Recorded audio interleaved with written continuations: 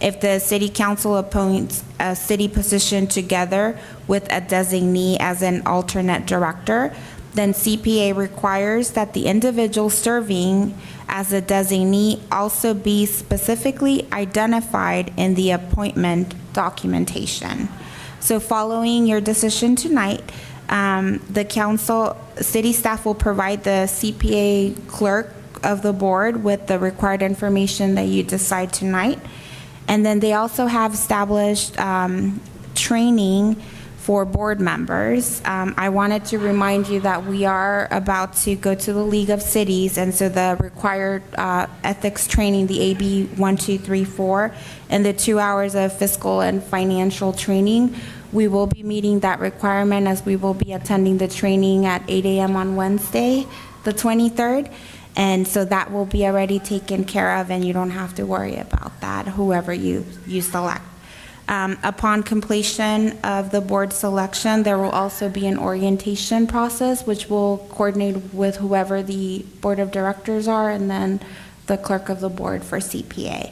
I also took the opportunity to remind you that the rate tier selection will be happening at the beginning of next calendar year, and that is just because we want to make sure that you have a more accurate tier or cost at the time. CPA is not going to be aware of the final rates closer to December, and so if you were to select that tier, sometime next month or October, then the rates might drastically change, and we feel like we want you to make a better educated decision with more accurate data. So per their team, they recommended that we wait until February, March of next year. But it's already calendared, it's on our radar. We'll make sure to bring that to you at that given time. There is no direct fiscal impact for this, and that concludes my presentation. Happy to answer any questions. Thank you. Do we have questions, or do we have anybody that really wants to serve on this board? I'll raise my hand because I, as you may know from my history or being on the council, I've been working with the Clean Power Alliance, and I would like to be the first serving board member. Okay. I would second that nomination. We have a motion second. All right. Does anybody want to be an alternate? I'd raise my hand too. Okay. If you want to be the alternate, we'll go ahead. Yeah. Okay, I'll be an alternate. You be the second alternate. I'll be the second alternate. Okay. Okay. Well, thank you. Okay.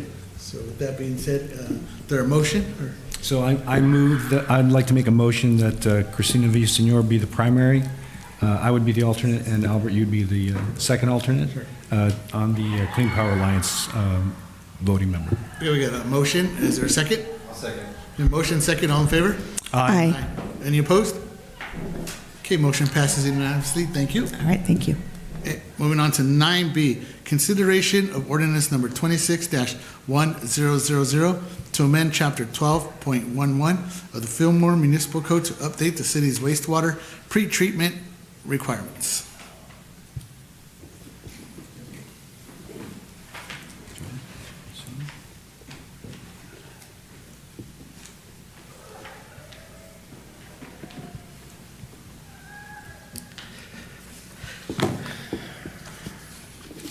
Thank you, Mr. Mayor.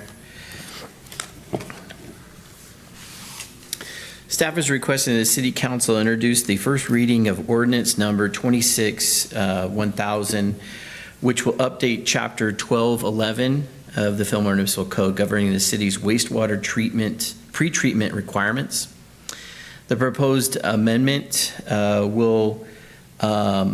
are intended to bring the city's pre-treatment compliance regulation in alignment with current state and federal requirements under the Clean Water Act, the National Pollutant Discharge Elimination Systems, which I'll refer to as NPDS in this report, in the California Water Code.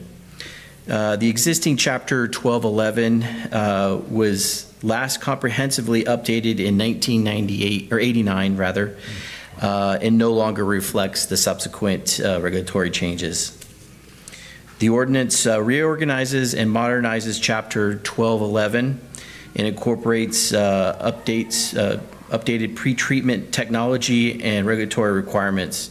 Major changes include updating definitions and terminology. It provides clarification to the city's pretreatment program objectives, including preventing interference and pass-through of pollutants, protecting treatment plant personnel and public, regulating non-domestic users, conducting monitoring and enforcement, and maintaining compliance with the city's NPDES permit. It establishes procedures for industrial users, including identification of users, monitoring and sampling, review of self-reporting or self-monitoring reports, annual inspections, significant industrial users, slug discharge controls, and investigation of noncompliance.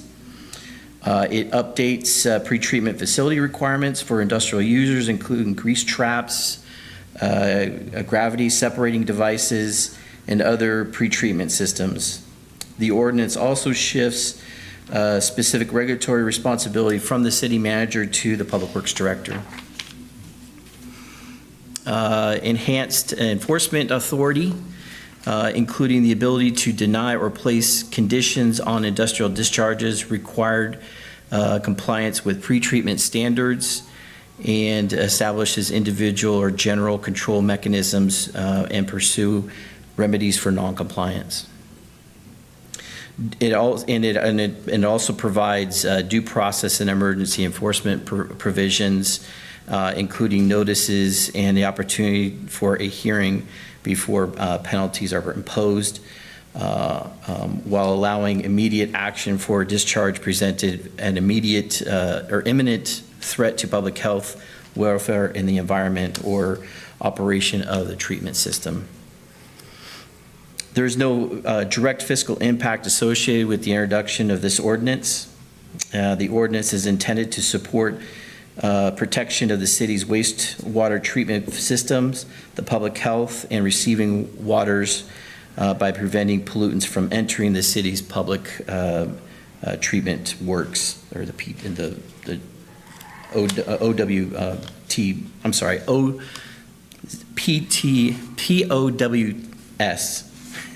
Sorry about that. The recommendation is, again, that the City Council introduce the first reading of Ordinance 26-1000, updating Chapter 1211 of the Fillmore Municipal Code and modernizing the city's wastewater pretreatment requirements and maintaining compliance with applicable state and federal standards. That concludes my report, and I'd be happy to answer any questions. Questions? No? Okay. Is there a motion? Can I have a motion? Okay. I'll move that the city adopt ordinance number 26-1000, an ordinance of the City Council of the City of Fillmore, California, updating portions of the city's wastewater pretreatment requirements. Okay, we got a motion. Is there a second? Second. A motion and second. All in favor? Aye. Any opposed? The motion passes unanimously. Joy, just want to thank you on that for updating our municipal code. It's really prudent to do that. So thank you. Thank you. Thank you all. Okay. Moving on to item 9C, adoption of plans, specification, and cost estimate for project specification number 25-03B, well number 10, equipping and pump house construction project, and authorization to advertise for construction bids. Thank you. With this report, the City Council is being asked to adopt the plan specifications and engineer's cost estimate for the project specification number 2503B, which is the Well 10 Equipping and Pump House Construction Project located at Dolores Day Park, and authorize staff to advertise the project for open competitive construction bids in accordance with Fillmore Municipal Code, Chapter 540.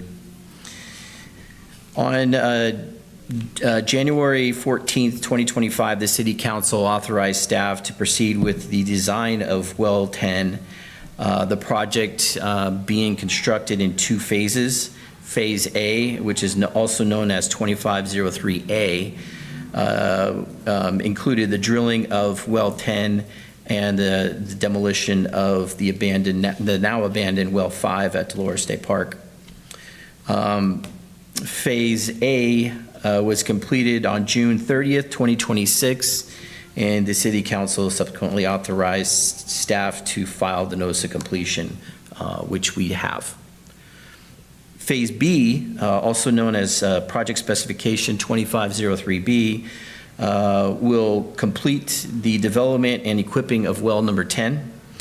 The construction scope includes construction of the pump house around the wellhead, electrical and generator rooms, chemical containment facilities, access driveway, communication tower enclosure, installation of the generator, wellhead pump and motor set, or pump set, column pipe, and headworks distribution piping.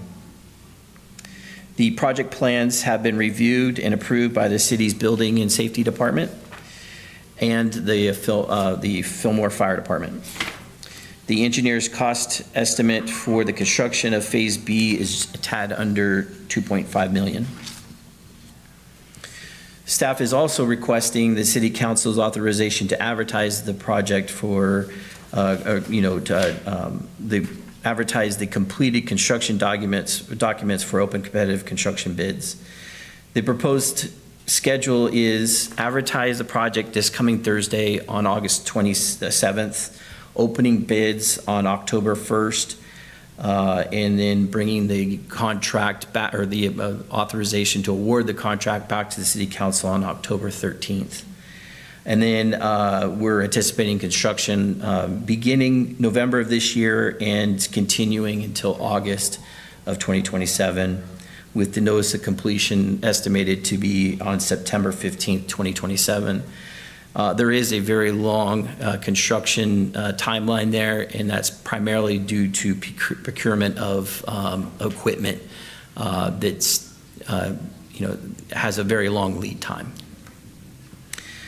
This project is included in the adopted fiscal year 26-27 budget. Following the bid opening, and again, we'll bring it back on October 13th to the City Council for a recommendation to award the contract. Staff will provide the City Council with bid analysis, budget breakdown of when the construction contract should be, when we present that. The strategic alignment, the project supports the City's Council strategic priority to upgrade the public infrastructure and investing in the citywide infrastructure that supports the safety and accessibility to the community. It also enhances the city's infrastructure and innovation for core value by investing in the reliability and modern infrastructure that supports the economic viability and quality of life.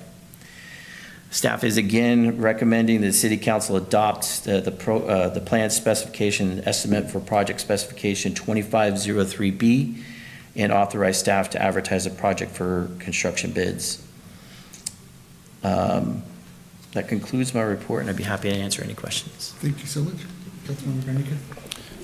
Thank you for that, Joe. So my question has to do with, so what's going on with the water, I guess, in the meantime? So we finished the construction of the actual well below ground. I understand this is basically everything above ground. And so what is the current status of the wells that we have in operation, and how does that fit with bringing this well online? So well 7 and 8 are operating as, as expected. I don't, no problems at this point, Right. but it's day by day. Mm-hmm. Okay, so they're handling the full load of the city. Yes. And then once well 10 comes online, fully online sometime in mid-year next year, then we'll be able to do some maintenance on the two currently operating wells. Is that correct? Yes, sir. With the last 2 years and the issues that we've encountered with 7 and 8, we've got them pretty well dialed in. This last 2 weeks, we changed out the chlorination pump to a more efficient pump. So we're always looking at ways to keep, our wells good and, functioning without interruption. So you're bringing up a good point about, in light of this week being, a heat wave, and are 2 wells keeping up? They are keeping up, thankfully, with the demand from the public without any restrictions. So far in the evening, and given this time period, we're also in a peak offset period with energy. So at 4 o'clock, our wells are shut off to reduce the energy cost that would otherwise be hitting the city. So they're programmed to stay off between 4 and 9 today, every day during the week. On the weekends, that restriction is taken off per our plan with SCE. So what happens by 9 o'clock tonight are, our trigger point when the wells would normally kick on actually gets a lot lower in the reservoir, a couple feet lower. So 20, we use reservoir number 3 rather to gauge, 4, to gauge when our wells get turned on and then when they kick off. So when our reservoir 4 gets to 23 feet of storage, the wells are programmed to kick on. So with the peak period hitting at 4 today, and by the time it hits 9 o'clock tonight, our reservoir 4 will get down to 19 feet-ish. And then they'll run in what we saw today, given the heat wave that we're in. They ran for a solid, I think it was 16 hours. And then they shut off. And then, after the morning period when everybody's taking showers and, off to work and whatnot, our reservoirs get to capacity at 25.5. Reservoir 4 gets to 25.5, and then it shuts our wells off. So they get a little bit of a rest period. They won't, by the time that they're ready to kick on again, it's right at 4 p.m. So we're not going to come on until probably, when at 9 o'clock tonight. So it's able to keep up. We have plenty of space between that. God forbid there's an event, one of the wells comes offline, we're going to be dipping to a point where we're, getting a little bit anxious. So we're not there, and we're looking pretty solid. But getting well 10 on will get us over this critical period where we're really intensely watching our performance and our demand and our supply curves. Great, thank you. Thank you so much. Councilmember Brody? Yeah, first of all, just listening to you talk, Joe, I don't know how you do it. I really don't. When you've got so much on your plate and you run such an efficient department, and you're so knowledgeable about all this off the top of your head, which impresses me. But I did have one question. I just wanted to confirm the fiscal impact of this. So that 2.45 was budgeted. Was it that same amount that was budgeted for the 26-27? Yes, ma'am. year? Okay. Yes, and we I think we anticipated initial cost at $4 million. And so we used about 1.5 on drilling and destroying well 5. So we're right there at our budget of 2.5. There are other things that we got to account for, which will probably get us over that 4 million. I think it's 4 million. I checked with Deborah before I brought this to you guys, and she said, "Yeah, we're good." So it's her fault if we're not. No, but I still need to program in things like construction management. So when we're going through, we want a good team that's overseeing the contractor and making sure everything is marching along. And then obviously the contingencies, and we don't know what bids are going to come back at. This is our estimate. Right. They could. I hate to say this and be so negative, but in all likelihood, it's going to be over, as we're seeing with the way the construction world is today. Well, I think I can speak on behalf of the other council members that it's good for you to share that with us, that Right, yeah. very likely Yeah. we'll go over. Prepare us ahead of time instead of a Right. surprise. Yeah. So I appreciate that. Thank you. Thank you. Thank you. Councilmember Rodriguez? Just to confirm, we have 2 functional wells, correct? Yes, sir. Okay, good. I'd like to make a comment too. I want to thank the city for ensuring the safety of our residents who do go to Dolores Day Park. I did walk by there with my family and my animals, and saw that you guys put some fencing, and I know there were some concerns with that. So thank you, Mayor, for also bringing that to the attention of the city. Just excited to start seeing the progress with the well and the construction, and I did see that. The gazebo's up, which looks really nice. I'm excited. I know we talked about it in the last meeting about painting the structures there, so that's going to be. I'm very excited to see where we're going, and now seeing more of a dates of when it's going to be projected to potentially be completed. So thank you, Joe. You're welcome. And today the crew started demolishing the above ground structure for well 5. So pretty soon that's going to be leveled. We're not going to see that. It's going to be returned to grass. So we're looking forward to that. Thank you. Councilmember Villasenor? Yes, thank you. Just want to echo Councilmember Brogy's comments about thank you so much for bringing the technical public works language down to layman's terms for us to understand and for the public to understand. So we appreciate that, Joe, and all of your hard work. So my question is about timeline and maybe anticipation of our wet winter that we may have. Do you think the procurement is going to take such a while that perhaps they might not even have that equipment until the end of winter or so? Or, just want to see what you thought about that. And may a super El Nino push things back a bit?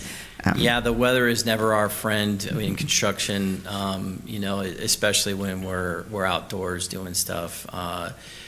The contractor is given, I can't remember exactly, but I think it's like 65 working days. So they're held to that timeline. That does not include weather delays. So if it's raining in a day, we don't count that day as a working day. Oh, sure. Okay. And then conditions. So if the ground's really muddy and stuff, we don't count those as working days. So, I don't, to get to your question, the procurement period is not going to change because of weather. What will change is the actual construction. Right. So they can, as soon as we issue that notice to proceed, they're off and running. Okay. They're ordering whatever we need for the project. So it's literally some of the longer lead times is like the generator. And we saw this when we were doing the the active adult center generator. That took like a year and a half. That got hit by the COVID delay and stuff like that.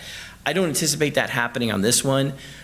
But the construction team is also working on neighboring wells in other cities, and they're seeing some of the materials being delayed up to a year. Another one is the electrical panel.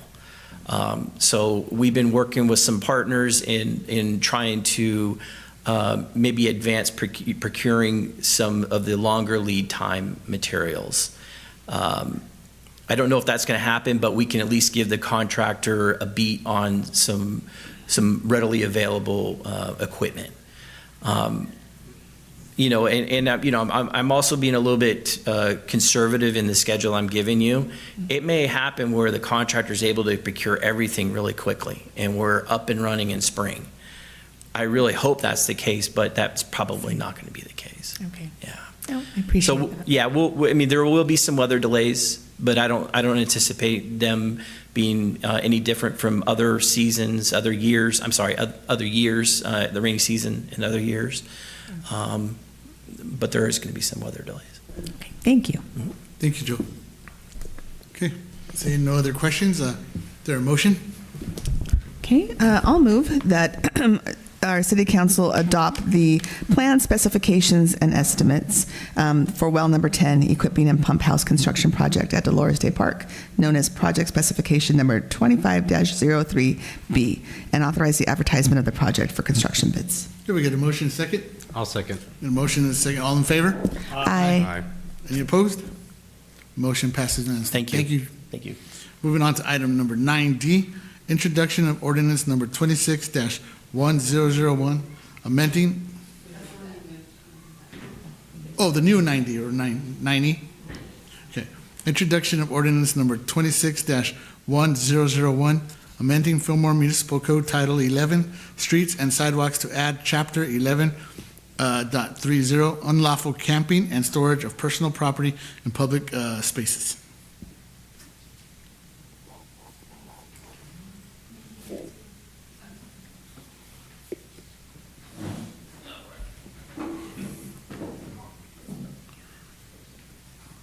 Thank you, Manny. Give me 1 second. Bring this up here.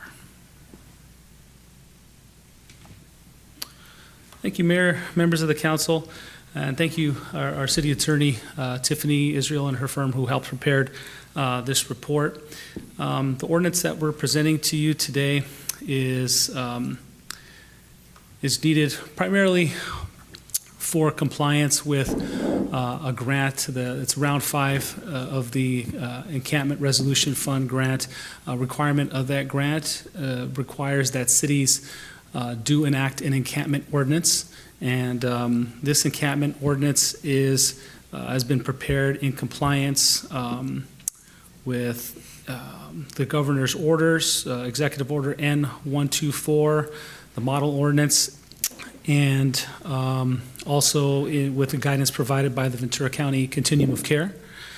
And so just to really just hit the 3 basic principles of this ordinance is number 1, that no person should face criminal punishment for sleeping outside when they have nowhere else to go.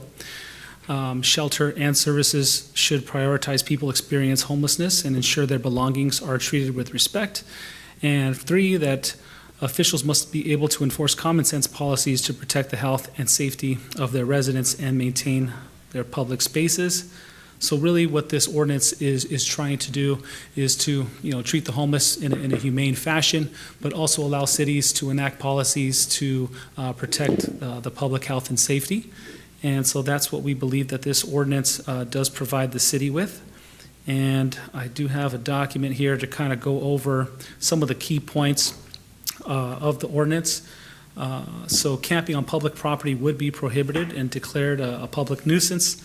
And so the only, exception to this would be if there is a city-issued permit for a special event, let's see, the ordinance defines key terms so that it's very specific, how this ordinance applies to individuals and their belongings. It provides a time frame by which the individual is allowed to comply with the notice to vacate in advance, and it also requires that their personal belongings be documented and held for a certain period of time so they can be returned to them in the event that they're able to come back and obtain their items. And so I feel like it's very well written. As we move forward and we work on our ERF encampment grant, where we're looking at the 2 properties where the majority of our encampment residents are located, they're located on private property. So, in the event that the other issue that's could be down the line for at least one of those properties is the potential for a group like a conservancy to come in and take ownership of it and potentially apply for state funds to restore the property and to vacate any potential homeless that could be on that property. When homeless individuals relocate to other areas, it's not out of the realm of possibility that they could relocate to public property. And so an ordinance like this is really needed to give the city the ability to vacate, these encampments and continue to offer services to these individuals that the city has the ability to offer at the time. So with that, I'd be happy to answer any questions that the council may have. Any questions? Councilmember Garnica? Not necessarily a question, just a comment. So I read through this and I found it very, I thought it was well written and a nice balance between, as you said, treating people with human dignity, but at the same time giving us options in terms of what we need to do to make sure that our public spaces are kept safe. So I guess just a compliment to both of you for a job well done, at least in my opinion. I don't know how much that means, but good job, guys. Yeah, and I want to echo what Councilmember Garnica said. My thoughts exactly. So, thank you. Councilmember Brogy? Sure. Thank you for that, Sure. Manny. So I'm going to just throw questions out there that I know I'm going to get hit with. I have been hit with from constituents since we've been fighting this uphill battle for so long. And I appreciate, the changes that have been taking place so far, certainly under your leadership and the steps forward we've made, which I think are great. And I'm trying to share that information as well. But on the report, under the ordinance reflects 3 basic principles, and the first principle refers to no person should face criminal punishment for sleeping outside when they have nowhere else to go. So one question I have is, how do you determine when they have nowhere else to go? And the unique thing about Fillmore, I've been told since I've lived here with regard to the homeless situation, is that it's unique in that there aren't transients coming through. There are people that have connections to Fillmore. And do we know, and how do we know that they probably or possibly could go home to whatever residents, family members they have here, but they choose to live that lifestyle? How is that weeded out? Is it at all? Yeah, I think I've made mention to this before. From my experience in working with the homeless population, truly every individual's case is really unique. So certainly there are those individuals that have the option to go home, but for a lot of these folks, they've burned quite a few bridges, and they just don't have the trust of friends and family to go back. Some do. I would say from my knowledge of some of the folks out in the encampment, there's at least one that does have the ability for, I don't know if that's currently the situation, to go back and stay with the family member for part of the week. So truly it is a case-by-case situation, and I would be remiss to address the entire population in a kind of a blanket fashion. Okay. And then I had this question posed to me actually this week, as recently as this week, and I understand that the river bottom is made up of different ownership. A lot of it's private property. But one person had said, well, why can't they at least go in and just plow down the Arundo in the area where the camps are? And I understand, my response was, well, they would just move to where the Arundo wasn't cut down. And then I know we're dealing with the whole Bird. yeah, The least bounds burial. Right, the nesting and all that. So there's violations we need to be aware of. But how can I respond to a constituent? And like I said, it's coming up. No, very, very good Yeah. question. The Arundel situation is very challenging. One, we do have, in that particular area of the Santa Clara River, we do have the endangered species issue. So that's one. Two is it's very expensive to remove Arundo. This isn't the amount of money and the amount of Arundo that would need to be removed, and the practice, the methodology that you would have to use to remove the Arundo is very specific. You'd have to get approval from the California Department of Fish and Wildlife. That all adds to cost. It's very expensive. There's a lot of competition for grant funds for Arundo removal, so between the county and the conservancies that are doing these restoration projects. So it is quite challenging to secure the funding to do the Arundo removal. Yeah, I'm just looking at it from the standpoint of those that live closest to the river, and they have legitimate concerns. I know we all talked about this, about fire. And with that Arundo as close as it is to the residents now, and the fires that we've had, it's frustrating for me to understand and to know that there's, issues coming out of Sacramento and other agencies that prohibit us from dealing with that issue. And this will not go over well at all, but I'm going to say it anyway. When I see the residents who live, either on whatever the roads are adjacent to the river, and I think, okay, if fires, they start, But they start primarily because there's a whole lot of arundo there. So it's easy for these people that are camping there to, accidentally start fires. For someone to lose a home over not, this is where I'm going to probably get hit, worrying about, an area where there's some birds that are nesting. I'll take care of the resident every single time. And I'm an advocate for nature and conservancy and everything anyway. But given the choice, I know you've heard all this, but I don't know. I would just say it's a balancing act, and the practical reality of it. You do weigh the effects on our neighbors and the potential financial impacts on the city. The fines for damaging a nest are significant. They're about I thought I've heard about $50,000 per occurrence, up to per nest, or you can imagine if you start damaging, and that's damaging nest, and this is documented, that could be quite an expensive mistake. So really, this is a balancing act. And the method that we're using right now is to utilize the encampment resolution funds, which those funds do have requirements in terms of how you utilize those funds and how you do not overly penalize the individuals that you're attempting to relocate out of there. One of the requirements of the grant is that you really can't force somebody off the site. You have to offer them services. So that's what we've committed to, and that's what we're doing right now, given that we have the grant at this time.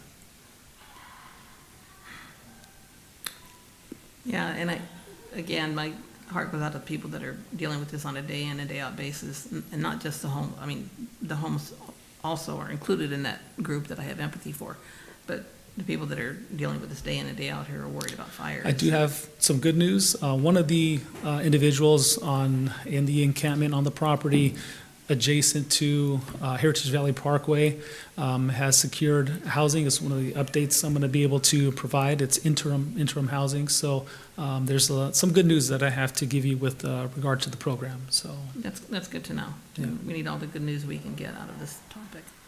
Great. But again, thanks for what you're doing, and no, it's just frustrating.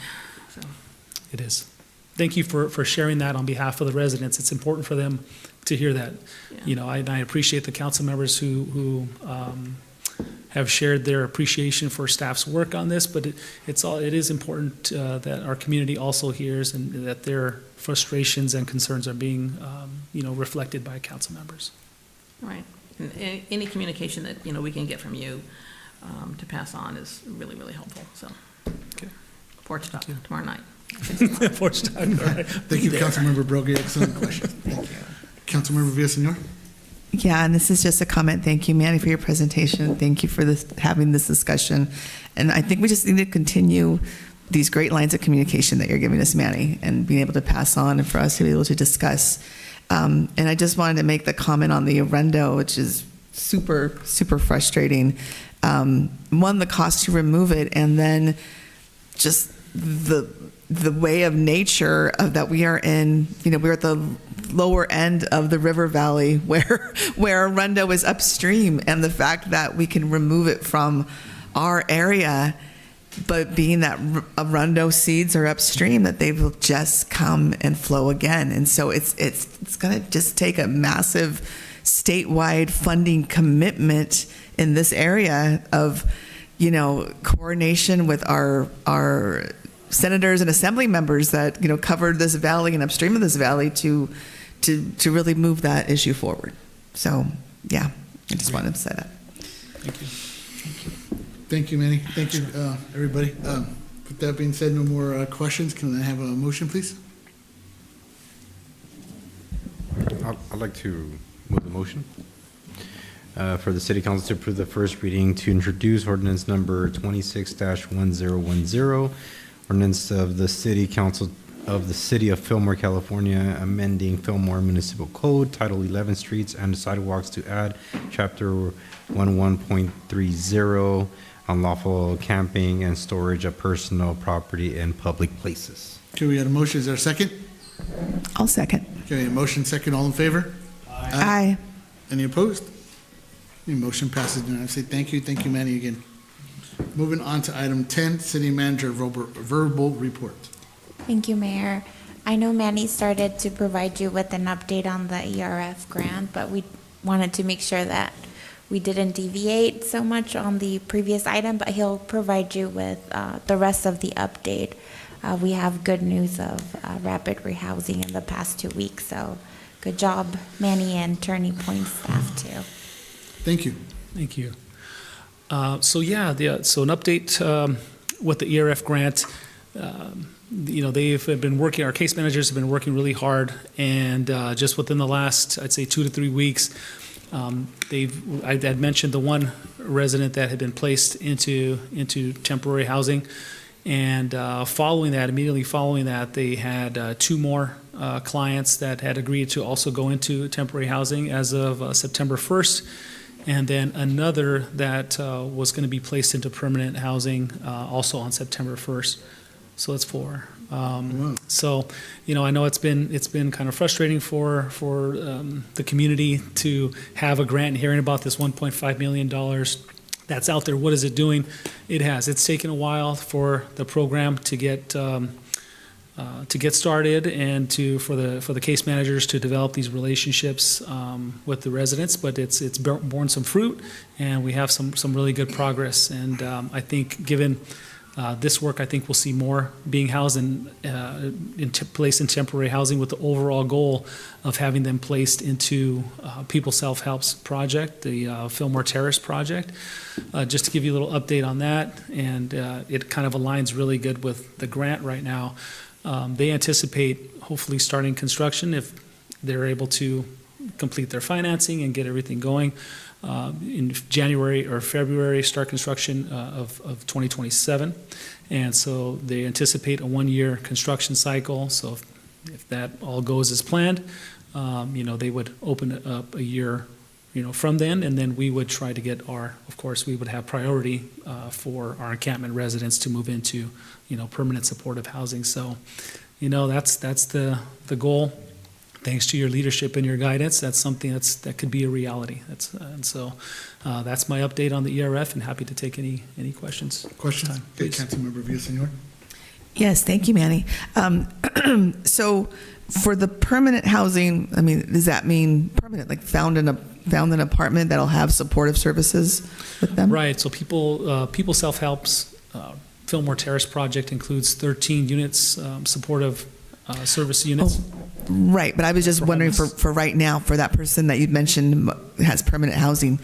It is supported because it is in a market rate location.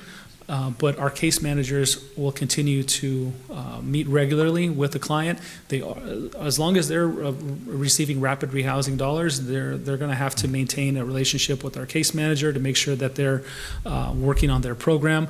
And the goal is to get them to be self-sufficient, so that when the rapid rehousing funds ends, they have a job, or they have the funding to continue paying the rent and staying housed. Okay, perfect. That's what I was going to say. If there was a gap there from an end time with the temporary housing to before the potential for People Self-Help, there was, or even something that we might be able to, in our application for the ERF next round of funding, just to maintain that if they're doing well and being successful, that we're just able to keep them from coming back to the riverbed. Right. So, the funding for the rapid rehousing does allow for them to be maintained in the housing that we're able to secure for them. And so, it's really a matter of numbers. We have a finite number of those rapid rehousing dollars. Right. So we're able, given the amount of months left in the program, that's how much funding we have to help. Okay. Thank you. Sure. Thank you. Please. Councilmember Garnica. Manny, thank you for that. That's fantastic news about 4 individuals. So if I remember correctly, the last time I asked about this number, you said that we had about approximately 13 individuals. So does that mean we're down into the single digits now? I would say it's approximate. Okay. One of the individuals that we did help was in an area that wasn't as clearly defined Okay. within the encampment zone. It was on the other side of the bridge. So, the numbers fluctuate. Right. They fluctuate. So we could be in the teens, más o menos, Okay. I'd say. Sure, okay. But 4 is a great number, so Yeah. great job to the team. The 4 is definite. Thank you so much. Any Sure. other question? I do have another question. Oh. All right. And you may not know the answer to this one, but just an idea I had, or just thinking of those, again, that are finding rapid rehousing or willing to move out of the riverbed. I think Councilmember Brogy mentioned it with, do they have family in town, or those? Do you know, Manny, is there any program either funded by the ERF grant or just some kind of program we may know about locally or somewhere in the state that works with families? I don't want to call it reunification, but because this situation has to be just really common, right? The ties have been broken, but is there potential to bring those ties back together? I was just wondering if you knew if there was, along with our funding them at these different housing situations, do you know if there's anything that's even, I guess, maybe even funded in some kind of way of I don't know, working with families? Well, I know the National Alliance for Mental Illness, NAMI, they work and provide mental health services for families. And so that's often a resource that's used. So that could be available given the situation. Also, the rapid rehousing dollars could theoretically be used to house an individual back into. So if their main issue was, hey, look, you just aren't contributing enough to the household and you got to go, it could be that the rapid rehousing dollars be used to pay the rent for the individual to have a room back at, with a family member. So, Oh, that's interesting. I didn't know that. Thank you. Thank you, Manny. sure. Okay. Thank you, Manny. Just remind the constituents that as we get through this heat wave, we have activated the cooling center at the Active Adult Center Monday through Thursday from 11 to 5, and we'll reassess Thursday whether we open it on Friday or not, and it'll be shared via our website and social media. Solamente notificarle a todos los residentes que durante esta ola de calor tenemos activado el centro de enfriamiento en el centro de adultos activos de las 11 de la mañana hasta las 5 de la tarde, y va a estar abierto hasta el jueves, y luego vamos a tomar la decisión si va a reaperturar el viernes, y lo vamos a comunicar por medio de nuestra página web. We're also working on scheduling 2 upcoming community engagement to finalize the calendar year. So we're planning on having a mayor pro tem coffee or ice cream. We haven't quite finalized the details, but I wanted to share that with the council, and then another coffee with the city manager. The idea is to have one event right by the end of summer. I know it's coming close, and then another one hopefully mid-November or beginning of December. So staff and I are working the details, and we'll make sure to share that with the community, and we hope to get some engagement. I would be all in favor of ice cream since it's so hot. Okay, noted. And then we're also working internally on our quarterly newsletter, and so if you haven't subscribed to our newsletter, we encourage you to do that. We should be wrapping that up in the next few weeks and publishing it. So that concludes my updates. Thank you. Thank you so much. And with that being said, I will now adjourn tonight's meeting to our next regularly scheduled meeting at 6:30 p.m. on Tuesday, September 8th, right here at City Hall. And thank you all for tuning in.